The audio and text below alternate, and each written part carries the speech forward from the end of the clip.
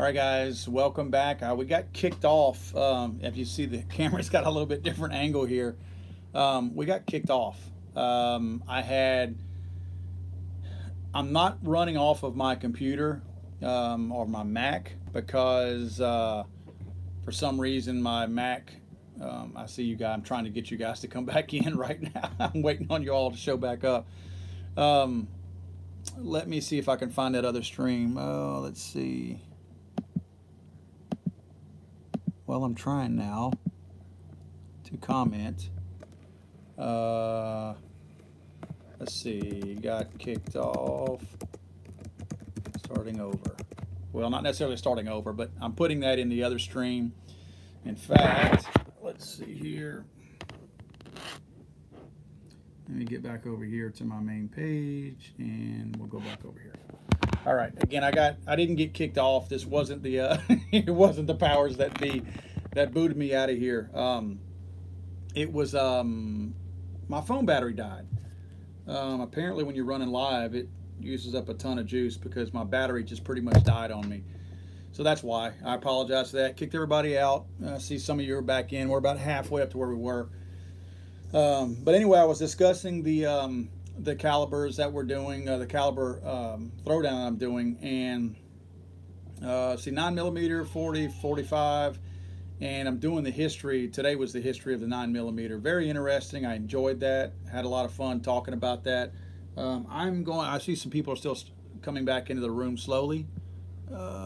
Somebody, Short Chucker, posted in the other stream that we just had, Skynet. That's funny. Yeah, I hate that, man. It busted everybody off there. We had a room full of people too. I'm not sure how many were on there. I'm drinking me a beer, by the way. I don't know. Yeah, I see people are coming back in here now. My apologies for that. I should have checked my battery. I probably knew that I was low. Just didn't realize how low my battery was. So hopefully...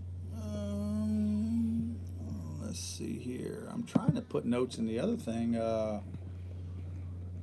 Go back to our main page and reload. Hopefully that'll get people back over here. Anyway, a couple of things else that I want to talk about. Let's see. Here it is. This is pretty cool. I don't know if any of you guys are from or live in Louisiana, but I do. That's where I'm from, and it's where we're coming to you from right now. We had a series of laws that were passed recently. We are actually a pretty cool state when it comes to gun laws for the most part. Very proud of our state, the Second Amendment stance that we take. And we recently, I guess in weapons in general, we recently had a law that was passed to now allow auto-assisted blades of knives again, like this. These were illegal to have, other than law enforcement and military, for a very long period of time. As of August the 1st, this is now legal in the state of Louisiana. Fully assisted blades. Totally legal. So I got one. I'll be doing a video on one. I love this one. I'm a huge fan of another knife company called Southern Grind. It's a Zach Brown band. It's his knife company. I don't have mine on because I was actually wearing this one earlier. But my second favorite knife company is Benchmade. Benchmade makes some unbelievable knives as well. I have a bunch of their folders as well. I happen to prefer the Southern Grind knives, so I wear them all the time. But Southern Grind does not make a fully auto pocket knife. Benchmade does, and Benchmade makes an awesome one. And this one is called, I don't know if you can see it. Yeah, there you go. It's called the Infidel. Go figure, huh? The Infidel. This thing is pretty awesome. It actually has some safety features on it that I'll show you here in a second. But I mean, for those of you that aren't aware, you simply push this up and it deploys the blade automatically. Pull it back down and it takes the blade back in. So pretty awesome. I mean, the action on this thing is pretty amazing. Now, you might be thinking, if you got this thing in your pocket, you're a little close to your figs, you're a little bit close to the boys, a little bit close to your nads. There's a safety feature in here that I have yet to test in front of my hand. But what it's supposed to do is, if it were to deploy in your pocket, I want to find something soft, but not a piece of paper soft. I want to show you. Let's see if this magazine will do it. Supposedly, this thing will not fully deploy. Let me get where you can see it, guys. If it opened up in your pocket, if it hits something. Okay, see what it did?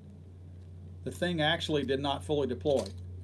Now, you can make it finish going out, but it hit this magazine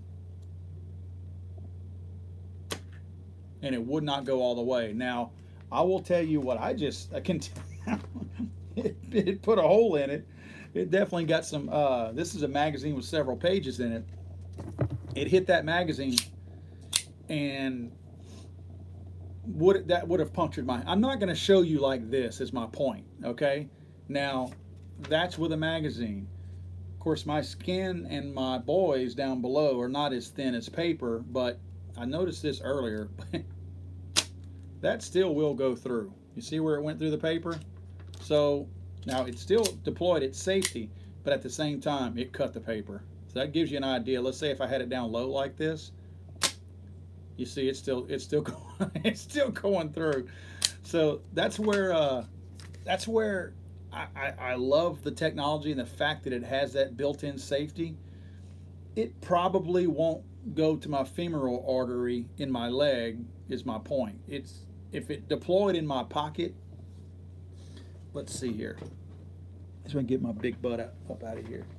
If I had it in my pocket right here and I were sitting down, it would go into my thigh, I guess right here, because I don't carry my knife over here.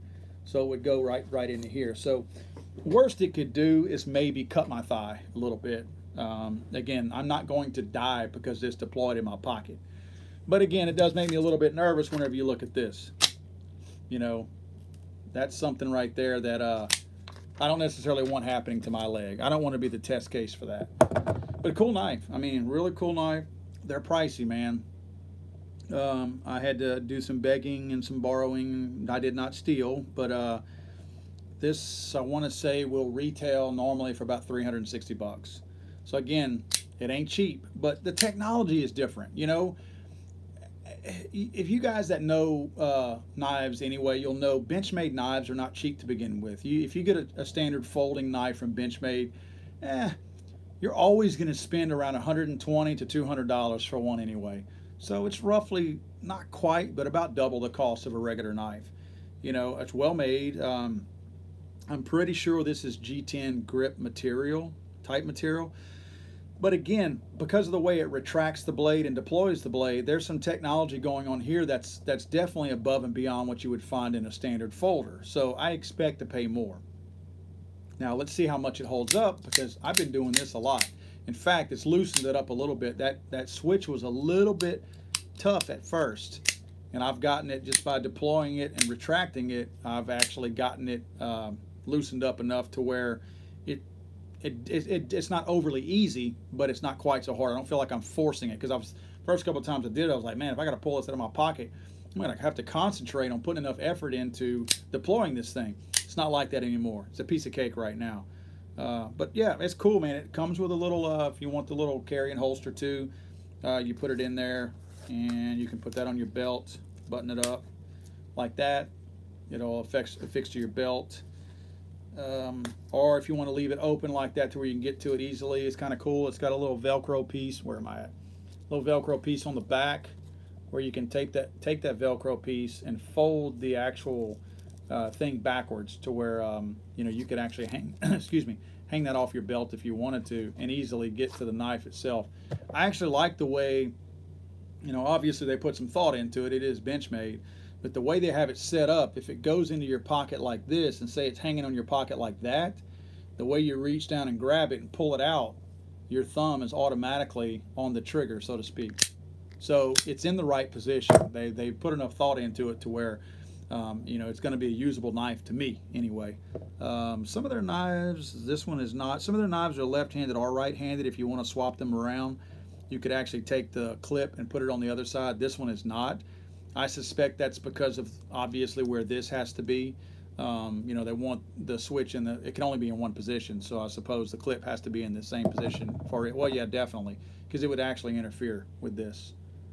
So anyway, cool. I like that knife. It's really cool. I'm happy with it, and I've had it for 1 day. So we'll see. I'll be using it a lot. Hopefully not actually using it, but I'll be carrying it a lot.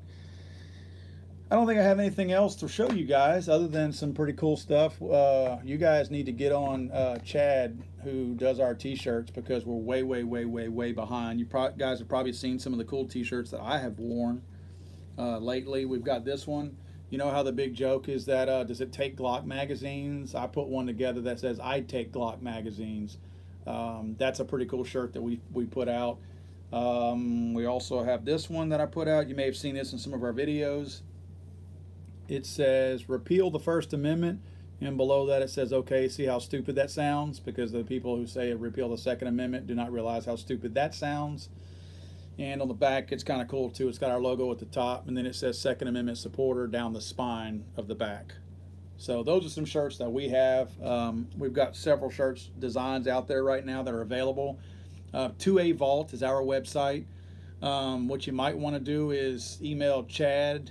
Chad is at Legally Armed America, and get on Chad's ass about putting these t-shirts out there on our website. We've got tons of t-shirts out there. They're just not updated on our website for you guys to purchase. So if you're interested in a t-shirt, any of the t-shirts that you've seen me wear, in many cases, if it's a t-shirt that I'm wearing in a video, it's probably one of our t-shirts that we actually make and sell. So I have in a store down here. We sell them down here in Lake Charles, Louisiana, but you know, they're also available online. It's just that the newer t-shirts, most of the t-shirts actually are not online right now. So again, email Chad at legallyarmedamerica.com, and tell him to get the t-shirts on 2A Vault so you can buy some. What else do I have? I feel like I'm forgetting something because I haven't spoken with you guys in 2 weeks, so I feel like I'm way behind in what I need to talk about. Gun reviews and things like that. I'll be reviewing some SB Tactical braces very soon. I'll be putting those on a couple different guns. So I'll be sharing that with you guys. Oh gosh, what else? Man, that might be it for now, you know. Let me see if I can get back on the chat where you guys are so I can now read your questions. It may be on a separate chat. Nope, here we go. I guess this is live and right now.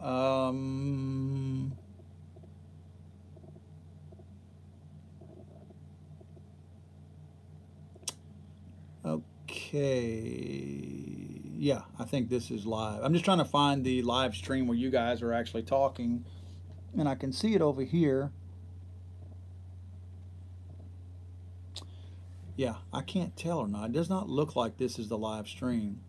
It looks like, yeah, it's not. I'm looking at the wrong, you guys are commenting over here on the live stream, and I'm looking at the old stream over here. Let me see if I can fix this again. Yeah, I see. I've got a big old, pardon me 1 second, guys, while I get back over here and try to find where you guys are so I can start reading, because we got plenty of time. I can go start reading some of your questions out there, your comments. Okay, here we go. Let me refresh this. Here we go. All right, now I'm coming back into the room with you guys. So, take another swig of my beer. There we go. All right. And I'm drinking a Louisiana beer, by the way. It's not bad. It's got a beer flavor to it, that's for sure. I don't know what the name of the company is. It's either LA31 or Acadie French Farmhouse Ale. Again, that's the beer. I don't really know which one is the name, to be honest with you. I don't know if it's LA Louisiana 31 or if Acadie is the name of the beer. Kind of weird. Brewed and bottled at Bayou Test Brewing in Arnoldville, Louisiana. Cool. Bayou Test Brewing Company. So that's the name of the brewing company. Okay, I just don't know what the name of the beer is. Anyway, not bad. It's tasty beer. Let's see. Yeah,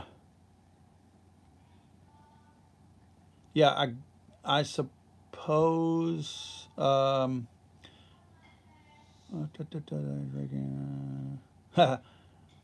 America says, you're drinking live, children could be watching. Yeah, I have tried to tell people on my videos that, not the live videos necessarily, but I'll get some of these politically correct people that will weasel their way into the comment section of some of my videos and whine and cry like I've got rules of the room that I'm violating my own rules. I'm kind of quick to explain to them as politely and maybe not so politely as I can that it's my video and you're in my room watching my video. I don't like your attitude. You need to leave because I'm not going anywhere. So it's kind of funny that that the whole PC thing, I've never gotten it. I'm not into that. You know, it's funny that how this is one thing that's always perplexed me. A person like me who's not politically correct, but I'm totally fair and kind to other people. You know what I mean? I mean, I approach everything from a fairness standpoint. I want to treat everybody fairly. I never want you to feel like you got screwed. I want to be nice to you. I expect you to be nice back to me. If I give you respect, I expect respect in return. But I don't believe in political correctness.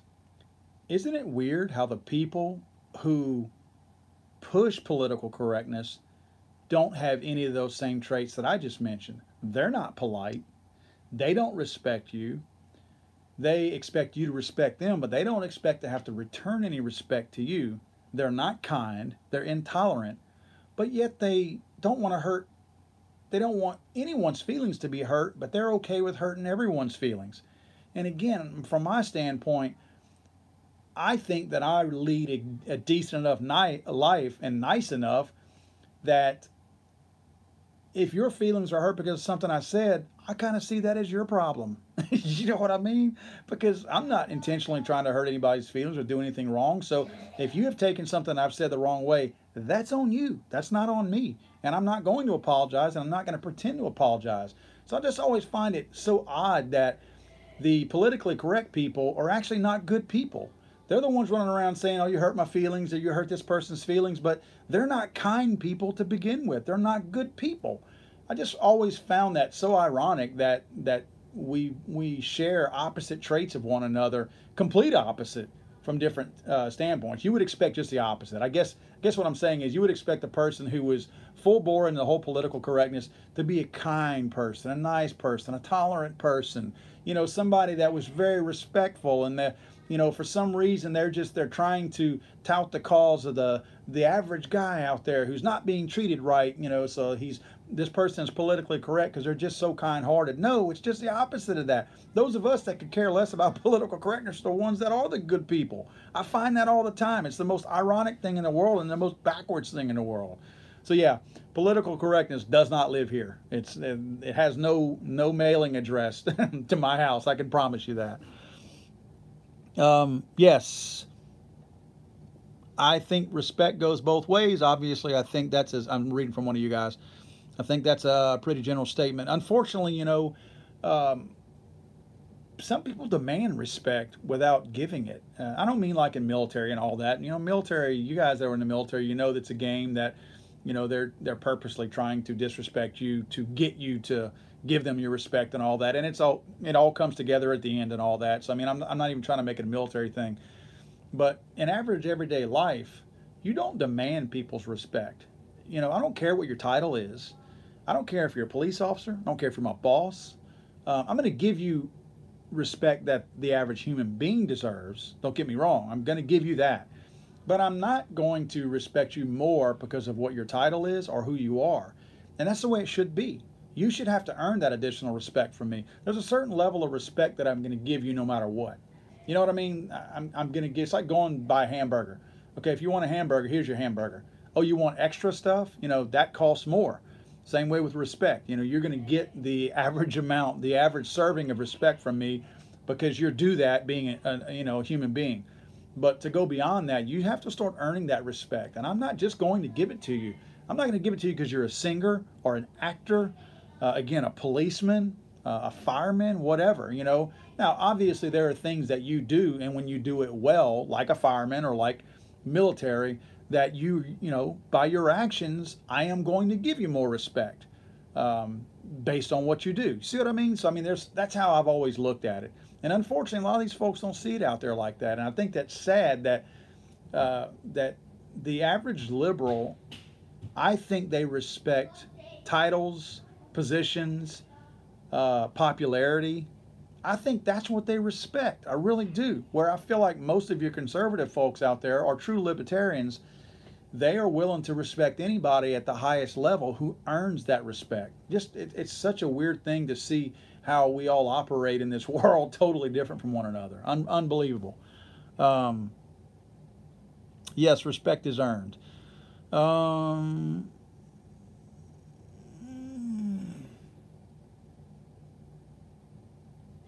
trying to go through some of you guys' comments here.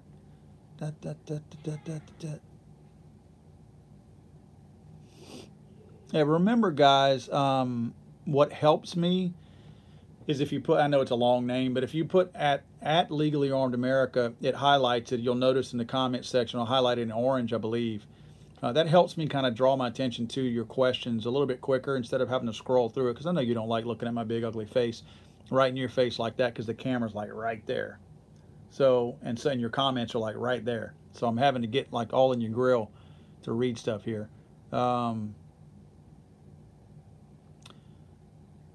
All right, I'm going to open the floor up to your questions. I'll stop yakking and try to look at you guys' questions. So again, if you would address at Legally Armed America, it helps me go to it a little quicker. Let's see. Okay, Stefano Dog says 8/17/2018. Thurston City, Washington City judge has just shut down Bloomberg Soros anti-Second Amendment initiative. Wow, really? All signature gathering has been shut down. What?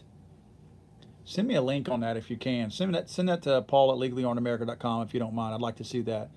Ninth Circuit open carry court ruling. Don't know anything about that right now. I've kind of been out of pocket on that that Ninth Circuit ruling over there. Ninth Circuit. What a bunch of clowns. Gosh. I would not want to live in any state in the Ninth Circuit right now. Let's see. I'm trying to read the name because it's scrolling. Tokyo Hotel Fan 943, I believe, is what that was. Any advice for getting into reloading? I want to start reloading shotgun shells to the quality of federal rifle slugs. I will tell you the press that I have. I have a Dillon press. Now, my press is for loading. You know, you can change the dies and everything like that on there. I have a Dillon 965, I believe it is. No, I'm sorry, a Dillon 650 is what I have. It's a progressive, so it loads. It does different things at different stages on the during the process. Where each crank, there are 3 or 4 things that are happening on each crank. One's crimping, one's setting your primer, one's dumping your gunpowder, and I guess the last stage is throwing the round out. So it's a progressive. I like the 650. I like it a lot. I don't know, and I'm not one of those kind of guys that's going to pretend to know things. My father-in-law is huge on shotgun shell reloading. He used to raise champion bird dogs, so he reloaded for years. But I don't know enough about shotgun shell reloading, but I would tell you that there's tons of videos, obviously, on YouTube. I would tell you to do some research. Again, YouTube's a great resource for that. I like to tell people that the consensus is usually right. Like if you find 10 people that like one particular press and don't like the other, they're probably right, versus the 1 or 2 guys, because some people just can't be satisfied. So you're going to find 1 or 2 that are going to badmouth everything. Ignore them. Just go with the consensus. That's usually correct. And I would make sure they use the actual press also. You know, not just one they heard is good. Make sure you actually see them using it. My biggest advice to you would be read, get books. Don't rely just on videos. Get books, because books are going to tell you, it's going to help you in terms of selecting the right powder. You may already know this, but obviously one size does not fit all in terms of powder. You know, there's fast burning, slow burning. There's different types of powder out there. You can actually mix and match powder that might be for shotgun shells in handgun loads also. I actually used to do that in my USPSA loads. I use a shotgun shotgun powder in my 40 caliber competition gun to shoot USPSA because it gave me the kind of effect that I was looking for. So, I mean, you can mix and match, but you got to do that safely, and you got to make sure that you know, bounce those ideas off of other people who are professionals at it. You know, obviously, you got to get the right size primers, small or large primers. Um, Probably a good idea to start out with some good brass also. Don't necessarily go to the range and get a bunch of stepped on brass that's old, been shot. You never know when you're picking up brass at the range if it's been resized a bunch of times. Now you're talking about shotgun shells. That's going to be a little bit different. Shotgun shells are very forgiving because you're not resizing brass. You're basically just rebending the plastic on it. So you can get tons of use out of shotgun shells if you're reloading those. I do know that because I've bird hunted with my father-in-law for many years, and I've seen shotgun shells that are probably 10 years old. This man is still reloading them. So yeah, shotgun shells, it's a little bit different. Again, shotgun shells, because it's a shotgun, I do know shotgun shells are more forgiving.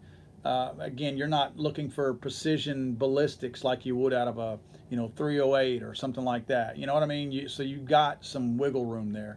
But I would dial it in. I wouldn't get the cheapest, you know, low-end press. Get a good press. Get a Dillon press. The thing about Dillon, this is probably the biggest thing I can tell you about Dillon versus some of the other ones. And I don't know all of them, but I'm just going to give you my experience with Dillon.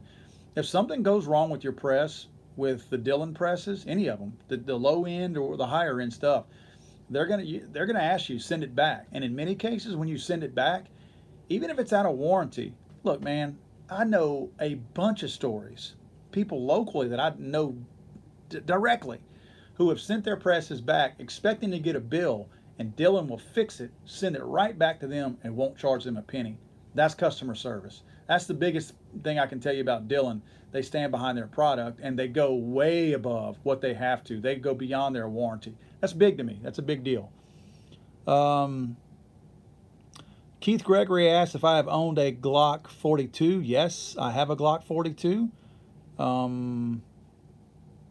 It's a good gun. If you're asking my you know, opinion of it, it's a great gun. It's a little gun, obviously. Not sure what you're using it for. I use mine whenever, say if I'm wearing a pair of gym shorts or jogging pants and I'm going to the gym at 5 o'clock in the morning or something like that.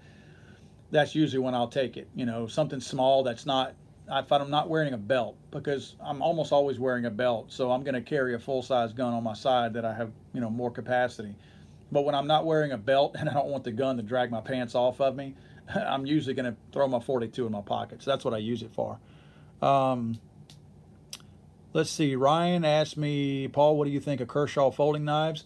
Look, man, I think there's a lot of good folding knives out there. A lot of them. A lot of good companies out there that make folding knives. Kershaw's one of them. You know, you're going to get... I'm not a knife snob any more than I'm a gun snob. You know, I did a video on a High Point a while back, and, you know, I have Nighthawk custom 1911s. I'm grateful for everybody in the gun and knife community for doing what they do. So I don't try to belittle or talk down to anybody. There's people who will say that if a knife doesn't cost $100 or more, that it's junk. I've got, you know what, this is very possible that this would even be, no, this is a CRKT knife. I don't remember what function this was, but it actually has my name on it. I guess that's why I kept it. I don't know if you can see my name on it. There it is. But this is a CRKT. I have a Kershaw knife somewhere. I know it. So yeah, I mean, I think it's a great knife. I just think that it's what you're looking for in features. You know what I mean? Some of them use blade steel that's not quite as hard, which means it's not going to stay as sharp as long. So that's the things you got to kind of watch out for. Let's see.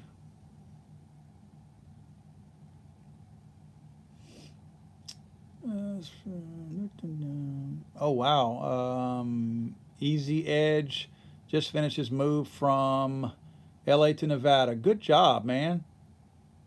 He's starting to build his SBR build, or starting on his SBR build. Yeah, I guess you weren't going to be starting on that in LA. Of course, I don't know, you're saying LA, that looks like Louisiana. It's a little A.